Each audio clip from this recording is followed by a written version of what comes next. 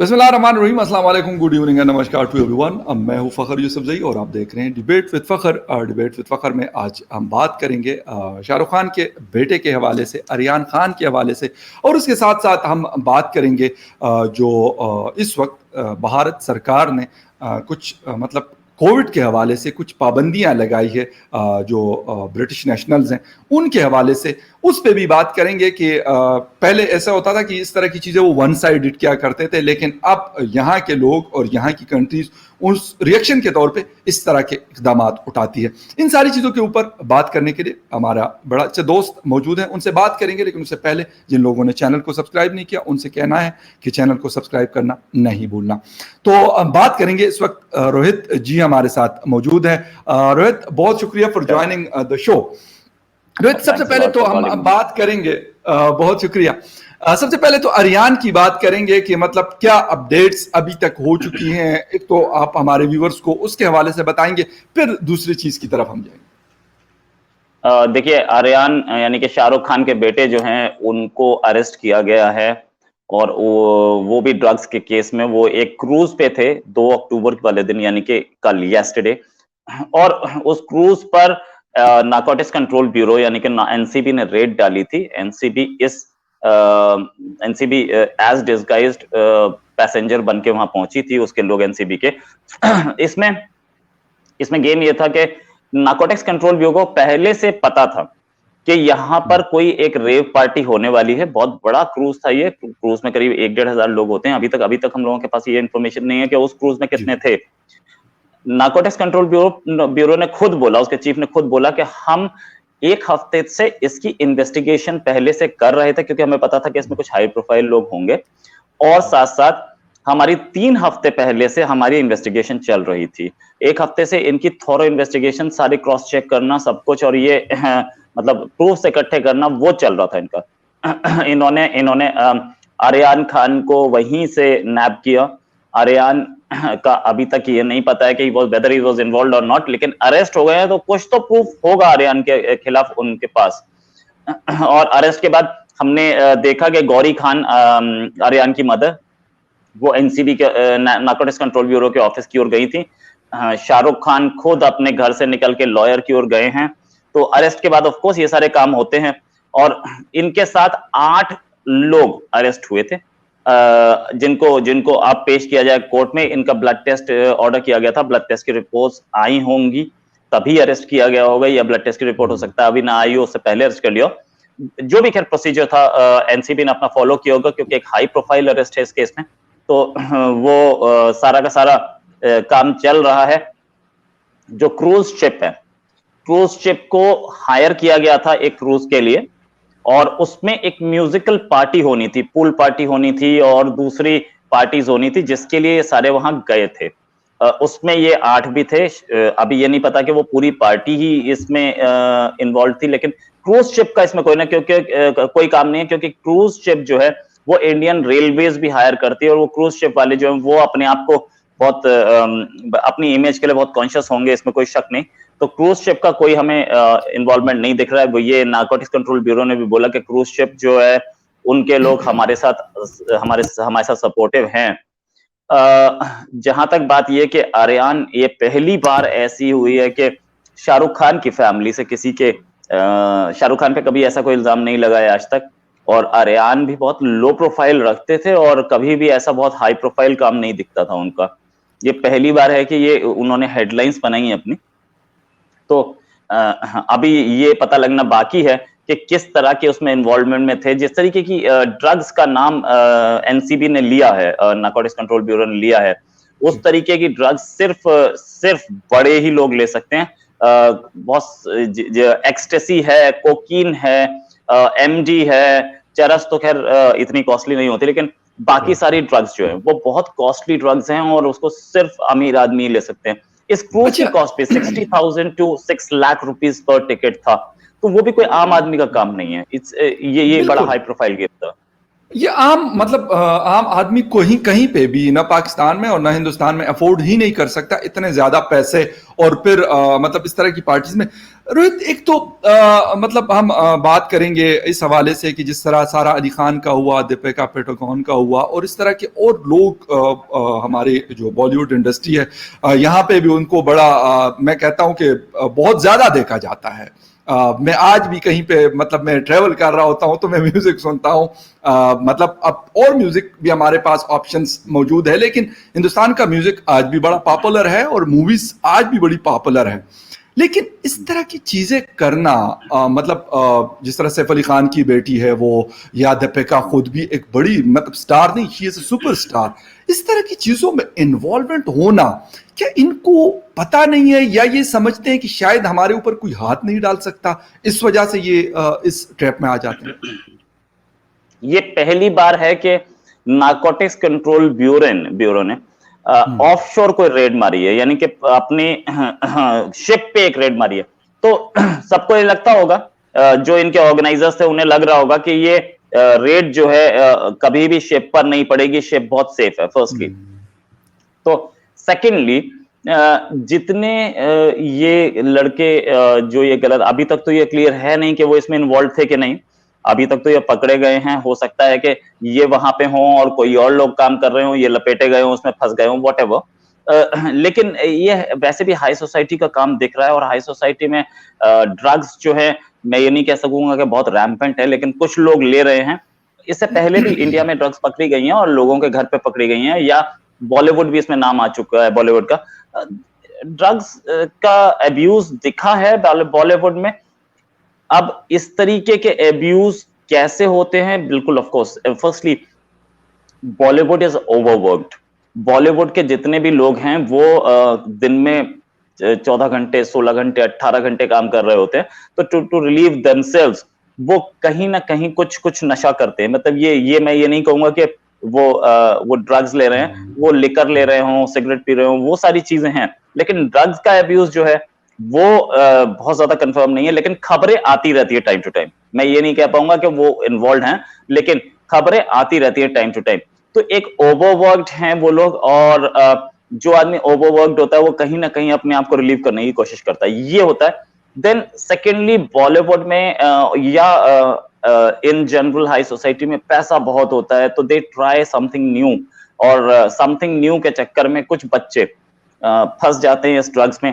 Not just Bollywood, दूसरे भी बच्चे जिनके बारे में जो ड्रग अब्यूज में सामने आते हैं, इंडिया में इतने सारे ड्रग डी एडिक्शन सेंटर्स हैं, उसमें जो बच्चे जाते हैं, हमें उनके बारे में पता लगता है कि एक तो neglect towards family, broken family, ये, या फिर दोनों पेरेंट्स बहुत मसरूफ हैं और दोनों पेरेंट्स के पास टाइम नहीं है, और बच्चा अपने दोस्तों से मिल करके वहां से ड्रग्स सीख गया। ये टेंडेंसी हमें ज्यादा दिखती है। तो इसमें अगर वो इन्वॉल्व हैं शाहरुख खान के बेटे, तो हमें ये तो बहुत क्लियर दिखता है इसमें कि दोनों पेरेंट्स उनके बहुत बिजी हैं और पैसे की कमी नहीं है। एग्जैक्टली बिल्कुल, आपकी ये बात तो बिल्कुल सही है। ये तो एक बड़ा एक सोशल इशू के तौर पे मेरे ख्याल में हमें लेना चाहिए, और सोशल इशू है भी। लेकिन रोहित, एक चीज और भी है कि इस तरह की ड्रग्स आना, मतलब आखिर कोई तो ये लेके आता है, हिंदुस्तान के अंदर अपनी तो नहीं बनती, क्योंकि ये वो वाली ड्रग्स है जो ना आपके मुल्क में बनती है ना मेरे मुल्क में बनती है, ये बाहर से हमें आती है। पहले ये होता था कि अफगानिस्तान से, पाकिस्तान से इस तरह की हीरोइन और ये चीजें जो है ये सप्लाई हुआ करती थी, लेकिन अब वो चीजें कि जो बाकी कंट्री से सप्लाई हो रही है। तो ऐसा तो नहीं है कि जिस तरह अंडरवर्ल्ड हम बहुत सुनते हैं कि भाई लोग होते हैं और वो मुख्तलिफ किस्म के कारोबार करते हैं और वो फिर इन लोगों को भी बीच में इन्वॉल्व करते हैं, तो इस तरह की कोई कहानी आपको नजर आती है या बस वैसी स्पेकुलेशन? नहीं नहीं नहीं, ऐसा नहीं है। They are very clearly involve people in it. बहुत सारे सुशांत सिंह राजपूत के केस के बाद बहुत सारे लोगों पर रेड पड़ी थी, हॉलीवुड के बहुत सारे लोगों को इसमें पकड़ा गया था, बहुतों के खिलाफ एक्शन हुआ था। तो ये तो बहुत क्लियर है कि ड्रग्स आती हैं, और ड्रग्स के लिए अफगानिस्तान, हम लोगों के, इंडिया एक ऐसा कंट्री है जिसके राइट पे और लेफ्ट पे दोनों साइड गोल्डन ट्रायंगल है। एक साइड अफगानिस्तान से ड्रग्स पाकिस्तान में और पाकिस्तान से इंडिया में, दूसरा वहां म्यांमार से इंडिया में और इंडिया से आगे यूरोप। ये यूरोप और गल्फ जाने के लिए इंडिया एक बहुत बहुत स्ट्रॉन्ग रूट के सामने आया है। अभी हम लोगों ने देखा कुछ टाइम पहले अडानी के पोर्ट पे भी ड्रग्स पकड़ी गई थी और उस पे भी काम हुआ, एक्शन हुआ। हालांकि अडानी का उसमें कोई रिलेशन नहीं था, जो कंसाइनमेंट आया था वो पकड़ा गया था, बट स्टिल 3000 हमने किलोग्राम का वो ड्रग्स था, मतलब 3 टन के बराबर जो था, जो अफगानिस्तान से गालिबन बुक हुआ था और वहां पे आया था। मेरे ख्याल आप उसकी बात कर रहे हैं, अभी कुछ दिन या पहले की बात। यस। या और सबसे बड़ी चीज के बहुत बहुत बड़ी वो सबसे बड़ी अब तक की कंसाइनमेंट था जो पकड़ा गया था।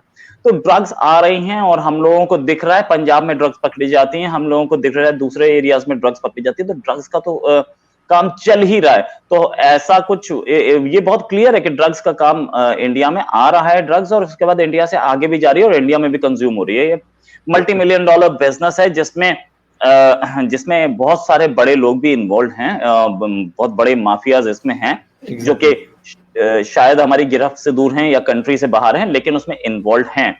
और टाइम टू टाइम उनको पकड़ने की कोशिश होती है, लेकिन ड्रग्स कंट्रोल नहीं हो पा रही है अभी तक।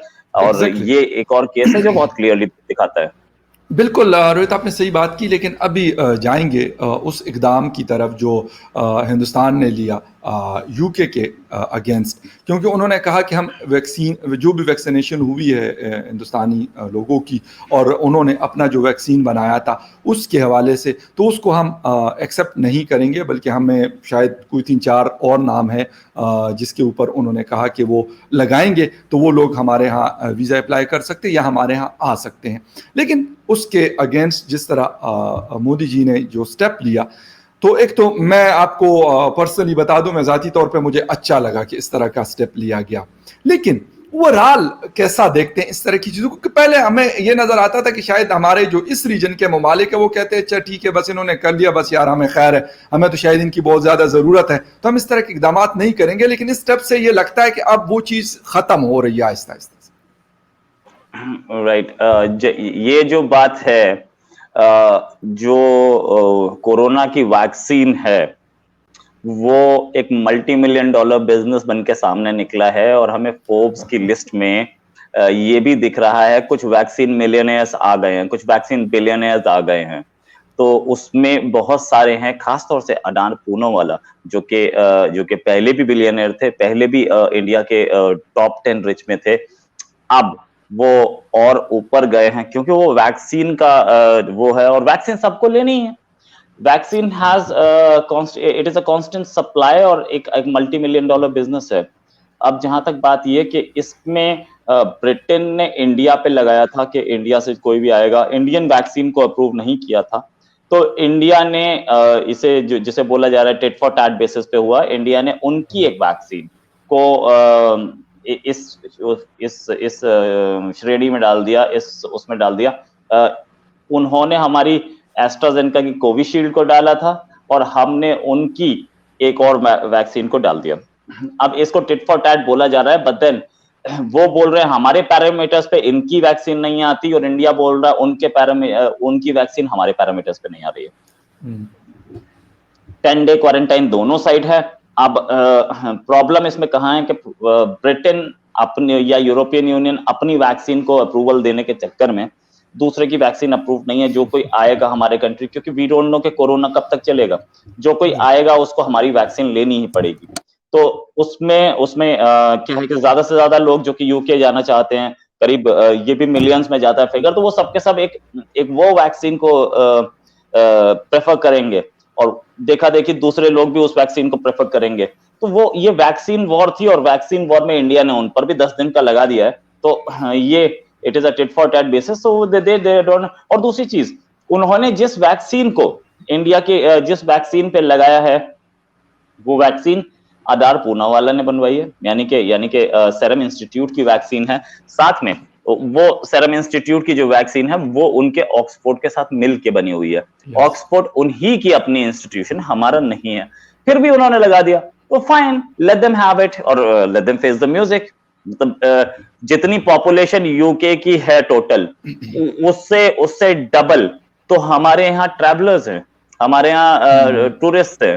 तो वो late them face it, late them face the music. उन्हें समझ में आ जाएगा कि क्या ब्रिटेन के कितने लोग यहाँ आ रहे हैं, और इंडिया के कितने लोग वहां जा रहे हैं, उन्हें अपने आप समझ में आ जाएगा कि 10 डेज क्वारंटाइन किसको रहना पड़ेगा। नहीं, मैं वही कह रहा हूँ ना, क्वारंटाइन से तो इतना वो भाग रहे हैं कि उनके जो अभी उनका टूर जाना है ऑस्ट्रेलिया के लिए, तो उसमें उनके जो कैप्टन हैं, मैं नाम भूल रहा हूँ उसका, यूके के, इंग्लैंड टीम के, उन्होंने कहा कि यार अगर हम हमें क्वारंटाइन करेंगे तो मैं ये ट्रिप जो है ना वो नहीं करूंगा। तो उसके अगेंस्ट टेम्पेन की कल मैं स्टेटमेंट पढ़ रहा था ऑस्ट्रेलियन प्लेयर की, उसने कहा कि हाँ अपनी मर्जी है आपकी भाई, अगर आप आना चाहते हैं, आपके ऊपर कोई जबरदस्ती नहीं है, ऑस्ट्रेलिया अगर आप आएंगे तो आपके ऊपर ये चीजें लागू होंगी, अगर नहीं आना तो आप ना आए। तो अपने लिए तो रोहित उनकी ये मतलब जिसे कहते हैं क्राइटेरिया, अपने लिए कुछ और मांगते हैं और हमारे लिए मतलब वही वो ब्रिटिश कॉलोनियल एक जिसे कहते हैं माइंडसेट, हम उसके कोई कहें या क्या कहें, किस तरह की चीज, वो हमारे लिए कुछ और हो और उनके लिए कुछ और हो। जो यहां से जाए वो शायद मतलब इंसानों में उनको काउंट ना करो, और जो वहां से आए तो उनको जो है वो सर पे बिठा दे। एक और चीज, जो कंट्री दुनिया में वैक्सीनेशन का हब माना जाता है, मदर ऑफ वैक्सीन माना जाता है, वो कंट्री वर्ल्ड की 70% वैक्सीन दुनिया को देता है, उस कंट्री पे बैन लगा दिया यार। अमन लाइक कोई तो कुछ तो शर्म वर्म होती है। हम लोग वैक्सीन पे वैक्सीन बना रहे हैं, आप हमसे वैक्सीन खरीदते हो, आपने हमारे ऊपर ही बैन लगा दिया यार। तो आप इतनी सारी वैक्सीन पहले खरीद रहे थे, ये कोरोना ही वैक्सीन का रोना है ना, एक कोरोना वैक्सीन की प्रॉब्लम है, इतनी सारी वैक्सीन पहले खरीद रहे, उन्हें भी बैन कर देते, बना लेते खुद अपने पास। एक वैक्सीन आपने बनाई, वही हमने भी बनाई, हमारे पास 5 बना रही हैं, आपके पास 2 बना रही हैं भाई, वो तो अब तो हमारे पास नेजल वैक्सीन भी आ रही। इंडिया इतना बड़ा मार्केट है ना, तो जब आप बनाते हैं, आपके पास टेस्टिंग की प्रॉब्लम नहीं होती, आप बहुत सारे लोगों पे टेस्ट कर सकते हैं। दूसरी चीज, आप अगर 100 वैक्सीन वो वहां बेच रहा है और 100 वैक्सीन हम यहाँ बेच रहे हैं, तो जाहिर है उसको डॉलर में या पाउंड में कमाई ज्यादा होगी, लेकिन हम 100 नहीं बेच रहे हैं ना, हमारी पॉपुलेशन इतनी है कि हम 10,000 बेच रहे हैं, वो 100 ही बेच पा रहा है, तो हमारे पास प्रॉफिट ज्यादा होते हैं और हम उस ज्यादा प्रॉफिट से उसको रिसर्च में लगा के और बेटर वैक्सीन बना पाते हैं। तो इनको ये बात नहीं समझ में आती, तो they are trying to do anything. वो कोशिश कर रहे थे कि इंडियन वैक्सीन कहीं से भी डेंट पड़ जाए, लेकिन वो पड़ती दिख नहीं रही, because Indian vaccine is highly effective, दोनों वैक्सीन।